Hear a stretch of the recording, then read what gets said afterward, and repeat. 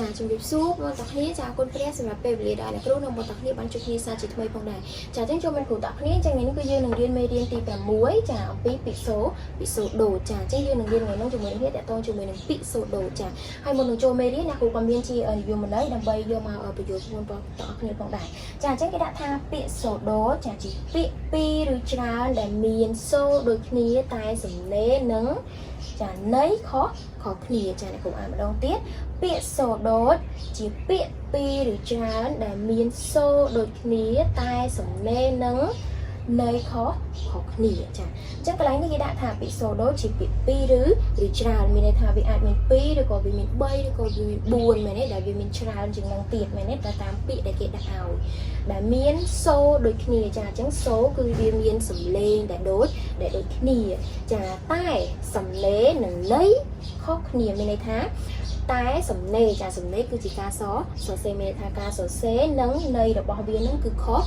គ្នាចាអញ្ចឹងយើងត្រឡប់មកលើវិញចាអញ្ចឹងពាក្យសូដូចនេះថ្ងៃនេះយើងនឹងមករៀនជាមួយនឹងគ្នាហើយអ្នកគ្រូក៏មានពីរពាក្យដែរដើម្បីយកមកចាបញ្យល់បងប្អូនទាំងគ្នាគឺមានពាក្យថាទុកនេះហើយនិងពាក្យថា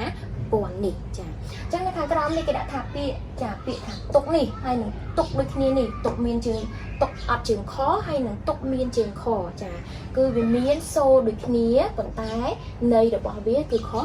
គ្នាចាអញ្ចឹងពាក្យទុកនេះហើយនឹងទុកនេះគឺយើងអានវាមានសូរសំឡេងរបស់វាគឺដូច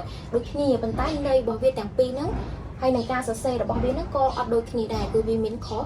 គ្នាចាអញ្ចឹងពាក្យថាទុកនេះចាអញ្ចឹងទុកនេះគឺទុកអត់ជើង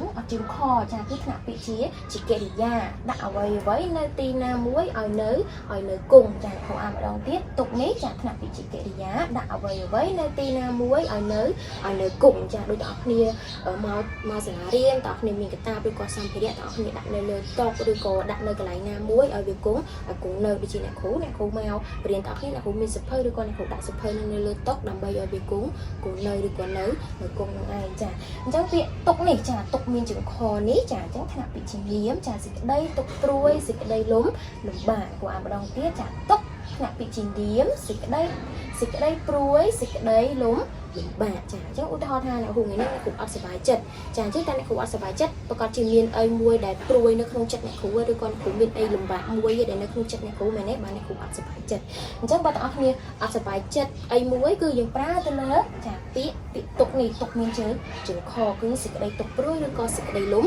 បាកចាអញ្ចឹងចូលទៅដល់ពាក្យចាពាក្យថាពណ៌នេះនិងពាក្យថាពណ៌នេះយើងប្រើសូរដូចគ្នាប៉ុន្តែន័យរបស់វាខុសគ្នាចាអញ្ចឹងពាក្យនេះចាពណ៌នេះពណ៌សញ្ញាសញ្ញាណជើងធនិងពណ៌នេះចាដាក់ស្អៀនិងណបន្តនេះតើវាមានតើវាខុសគ្នាដល់របៀបម៉េចប៉ុន្តែការអានរបស់វាសូរសំឡេងរបស់វាគឺអានពណ៌ដូចគ្នាចាតែការសរសេររបស់វាហើយនឹងន័យរបស់វាខុសគ្នាចាអញ្ចឹងនៅកន្លែងនេះគេដាក់ថាពណ៌នេះពណ៌សញ្ញាសញ្ញាណជើងធនេះគឺថ្នាក់ពាក្យជាកិរិយាចាតេច្បាក់ពណ៌លើគ្នាចាអញ្ចឹងឧទាហរណ៍ថាអ្នកគ្រូមានWord នេះមួយហើយអ្នកគ្រូមានខ្សែមួយគឺអ្នកគ្រូពណ៌វាចូលគ្នាឬក៏យើងរុំវាចូលគ្នាអានោះគេហៅថាពណ៌មែនទេចា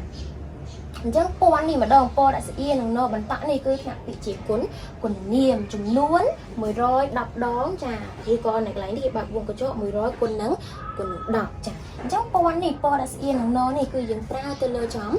នួនមែនទេដោយអ្នកគ្រូមានជាលុយចាអញ្ចឹងតើអ្នកគ្នាស្គាល់ណាហើយក៏បានប្រើប្រាស់នៅលុយនេះដែរមែនទេចាលុយនេះគឺกระดาษម៉ានគាត់ចាគឺគេដាក់នៅខាងលើនេះគឺគេដាក់ថា1000រៀលចាអញ្ចឹងក៏មានពដាក់ស្រអៀនិងណបន្តនៅក្នុងពាក្យដែលយើងរៀននៅថ្ងៃនេះផងដែរចាអញ្ចឹងពណ៌នេះគឺគេប្រើទៅលើចំនួនចាចំនួនលុយមែនទេចាឬមិនចំនួនលុយទៅលើចំនួនផ្សេងទៀតដែលយើ